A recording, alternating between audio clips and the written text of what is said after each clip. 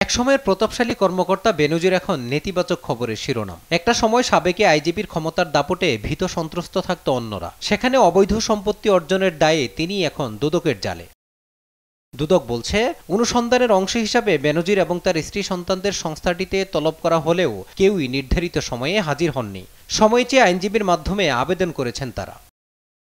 নির্ধারিত সময়ে হাজির না হওয়ায় আগামী 23 ও 24 জুন পুনরায় তাদেরকে তলব করেছে সংস্থাটি। সময় বৃদ্ধিকে অনুসন্ধান কার্যক্রমের অংশ বলছেন দুদক সচিব। অনেক সময় যখন কোনো ব্যক্তি উপস্থিত না হন, এটি কিন্তু পরবর্তী একটি তারিখ নির্ধারণ করে দেওয়া হয়।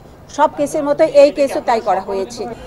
এদিকে সময় চেয়ে আবেদনের কথা জানেন না খোদ কমিশনাররা। বেনজিরের সম্পত্তি অনুসন্ধানের কাজ নিয়ে গণমাধ্যম কর্মীদের এড়িয়ে চলছেন দুদক কর্তৃপক্ষ।